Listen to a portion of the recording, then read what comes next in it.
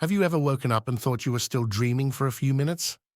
Like the first few minutes of being awake, your brain is kind of just catching up, so if something is a little weird, you can let it slide. Well, I never thought waking up would become such a surreal experience. It was an ordinary Tuesday morning, or at least it started that way. The alarm blared its usual annoying tune, demanding my attention. With a groan, I reached over to hit the snooze button, and that's when it happened. The moment my hand made contact with the alarm clock, it sprang to life. "Finally! I thought you'd never touch me," the clock exclaimed, its digital numbers flashing erratically. I recoiled, staring at the once inanimate object now chattering away on my bedside table. "What the language, mister? There's no need for such profanity," the clock scolded, its red LED display glaring at me. I was in total disbelief. I rubbed my eyes, convinced I had stumbled into some bizarre dream. I tried to just chalk it up to the fact that I wasn't entirely awake yet, but the talking clock and the reality of its chiding persisted. "You should really get up now, and don't even bother pressing the snooze button." I continued to stare at my talking alarm clock as I reached out to grab my phone. The second my fingers touched it, it lit up with a cheerful tune. "Good morning, sunshine," my phone chirped. "You've got 26 unread messages. That's just irresponsible, you know." I stumbled out of bed, my mind racing with confusion. Everything I touched seemed to awaken with a life of its own. The toothbrush in the bathroom lamented about being neglected, and how if I brushed my teeth more often, maybe it wouldn't dread being used. The coffee mug complained about being filled with subpar coffee, and even the carpet grumbled about the dirt on my shoes getting caught in its fibers. Don't even get me started about the fact that I'm literally walked all over all day. It screeched with nearly every step I took. As I moved through my morning routine, the relentless chatter of inanimate objects began to wear on me.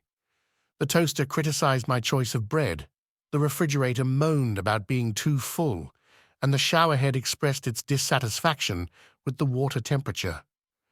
It was as if the entire inanimate world had found its voice and decided to use it to complain about my every move.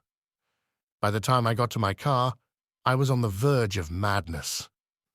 The steering wheel protested my every turn, the gear shift grumbled about my driving skills, and the radio accused me of having terrible taste in music. "I didn't sign up for this," I yelled, gripping the steering wheel as if it would silence the cacophony of complaints. "Oh, please, like you have anything better to do," retorted the rearview mirror. The once quiet drive to work had become a symphony of grievances from every object within the confines of my car. I parked, hoping that a moment of respite awaited me in the office. But as I opened the door, my desk chair welcomed me with a barrage of complaints about my posture. Every single button on my keyboard had something to say. It was the world's most annoying chorus of complaints, and I was the only one that seemed to hear it. My stapler yelped as I stapled two screaming pieces of paper together. My distress reached the point that my co-workers started taking notice. I had to get out of there. I stumbled out of the office building, ignoring the literal groan of the elevator as I made my way out. Finally, I'd managed to find my way to the little park a few blocks from the office, where I sat on the bench I usually ate my lunch at. "For Pete's sake, can't you find another bench to sit on?"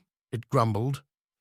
I closed my eyes, trying to block out the noise, but even the blades of grass beneath my fingers complained about being stepped on. The serenity of the park transformed into another battleground. I returned home that evening, physically and mentally drained. Every object in my apartment continued its ceaseless commentary. The couch whined about my late-night snacking habits, the light bulbs scolded me for wasting electricity, and even the paintings on the wall criticized my taste in art. At one point, my couch even pointed out that if I was going to sit down, I needed to wear pants. It wasn't something I'd ever even thought of, and now my own couch was making me blush. As the night wore on, I found myself unable to escape the relentless chatter. I curled into a fetal position on my bed, surrounded by objects that had become my tormentors. The once comforting hum of the air conditioner became a monologue about energy efficiency, and the ticking of the clock echoed with reminders of time wasted. "Is this really necessary?" I muttered, pleading for a moment of silence. "Look who's suddenly interested in a quiet life," the clock mocked. Desperation crept over me, and in a fit of frustration, I began a one-sided argument with the objects around me. The lampshade accused me of talking too loudly, the pillows complained about being tossed around, and even the doorknob chimed in with its irritation about being turned too roughly. As I engaged in this surreal battle of words, a strange realization dawned upon me. The objects weren't just complaining about my actions, they were revealing their own frustrations, their silent suffering from years of being touched, but never acknowledged. It was as if they had been yearning for a voice, a chance to express their grievances, and now they were letting it all out in a torrent of complaints. "Do you have any idea how boring it is being stuck in this room with no one to talk to?" the bookshelf yammered on.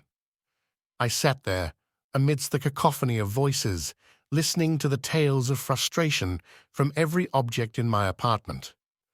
The clock resented its mundane existence, the chair despised the weight it had to bear, and even the coffee mug expressed its desire for a better class of beverage.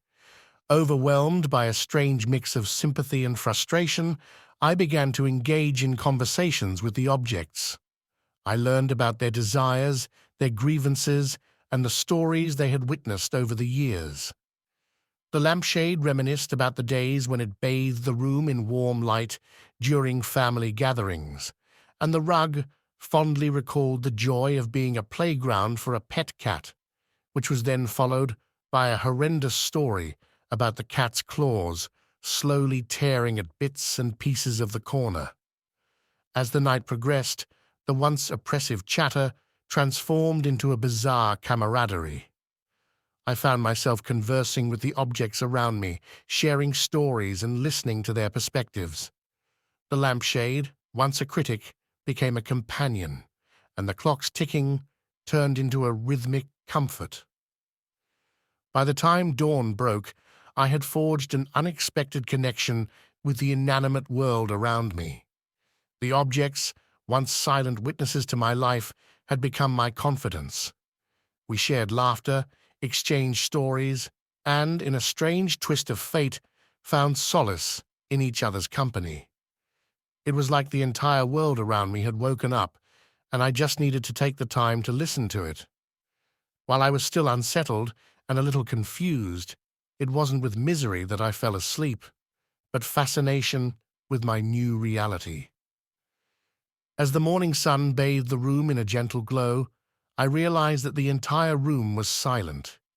The pillow didn't grunt for me to shift my weight, my alarm clock didn't bellow as I pressed the snooze button, and the couch made no remarks about how I had chosen to wear pants as I watched the morning news. Part of me was grateful, but the other part of me, a deeper part of me, realized just how lonely I was in the deafening silence.